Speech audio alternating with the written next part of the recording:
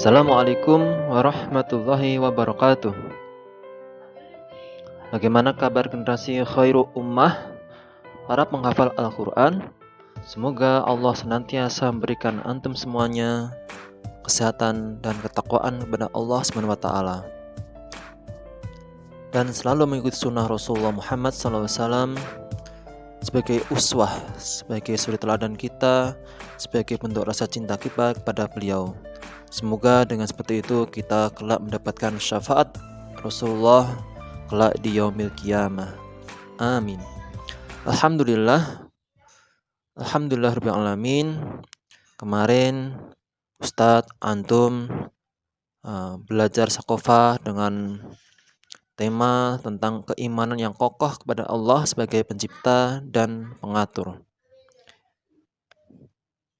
Sebagai hamba Allah, sebagai hamba ciptaan Allah, maka sudah sangat pantas dan cocok sekali jika kita taat dan patuh kepada Allah dengan segala aturan dan syarat-syaratnya yang dituangkan dalam agama yang mulia, yakni Islam. Mengapa demikian? Karena kita sebagai ciptaan Allah, maka Allah sangat tahu siapa kita dan aturan apa yang pas dan cocok untuk kita. Ibaratnya, sebuah merek HP A akan pas dan cocok jika aturan pakai dan penunjuknya yang mengeluarkan atau yang membuat adalah pabrik pembuat merek HP A, bukan pabrik merek HP yang lain. Misalnya HP B. Jika kita mengikuti aturan zat yang telah menciptakan kita, logikanya atau masuk akalnya pasti akan membuat kehidupan kita bisa berjalan dengan baik, benar, selamat dari kerusakan, bahkan kehancuran. Namun sebaliknya, jika kita memakai aturan selain dari zat yang menciptakan kita, maka dapat dipastikan akan terjadi kerusakan, error, kehancuran, dan kebinasaan pada kita sebagai manusia. Ibaratnya sebuah HP, namun aturan penggunaannya menggunakan aturan mesin cuci. Kira-kira apa yang terjadi? Bisa meledak, terbakar, rusak karena HP antum diperlakukan seperti mesin cuci, disiram air, diberikan deterjen, diaduk-aduk, dan semuanya pasti akan rusak. Coba perhatikan kehidupan manusia hari ini, di mana aturan-aturan yang diterapkan di sebuah wilayah atau negara dengan aturan yang berasal dari selain Allah SWT. Terjadi banyak kerusakan, semrawut, ruwet. Masalah kian hari tak kunjung usai. Contohnya, aturan berpakaian ketika di luar rumah.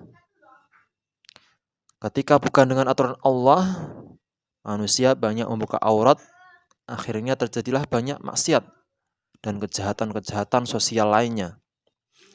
Atau aturan sekuler yang hari ini diterapkan, di mana umat Islam didoktrin atau dipaksa pemahamannya bahwa agama harus dipisahkan dalam kehidupannya. Umat Islam boleh sholat dan ibadah di dalam masjid-masjidnya.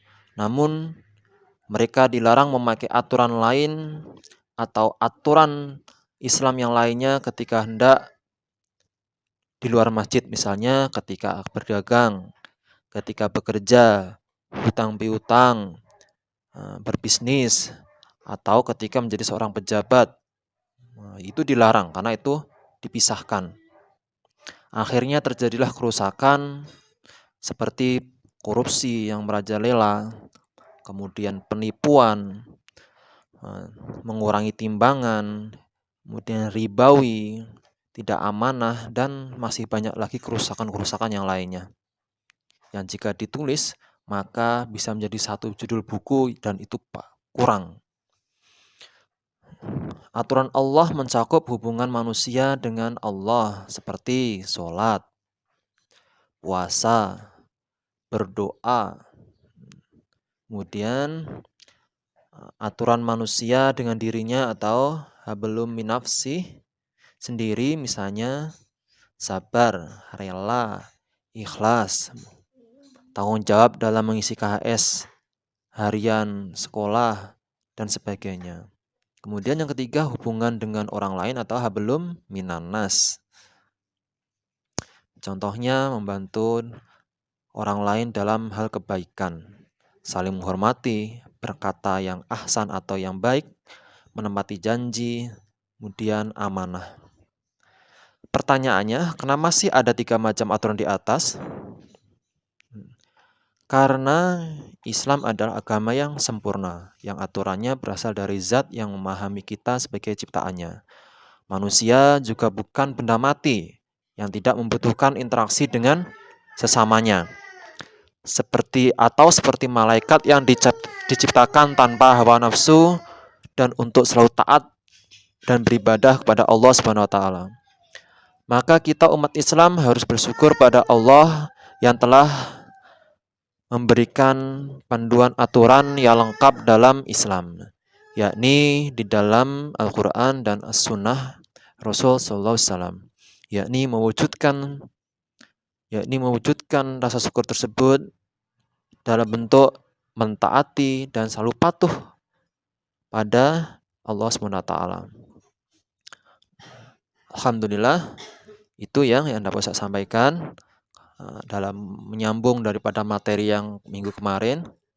Semoga antum, ustadz, dan semua yang ada di sini yang mendengarkan ini menjadi hamba-hamba Allah yang selalu menjaga 3 aturan tadi, yaitu aturan dengan manusia, dengan Allah, hablum minallah, kemudian aturan manusia dengan dirinya, hablum minafsi, dan aturan manusia dengan manusia yang lainnya, yaitu hablum minannas.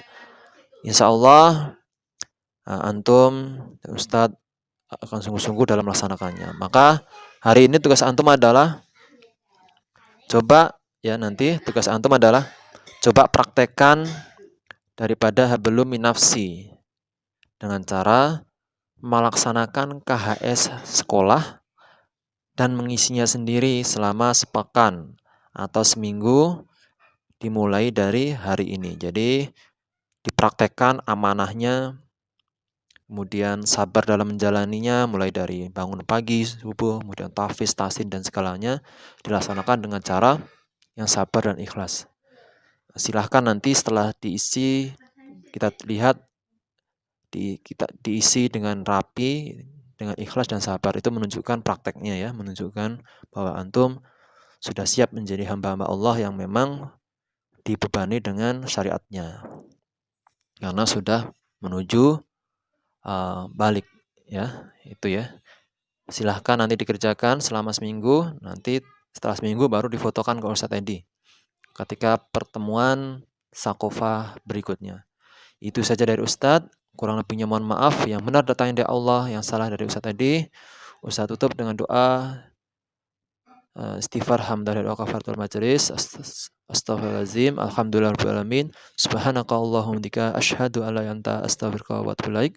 Assalamualaikum warahmatullahi wabarakatuh.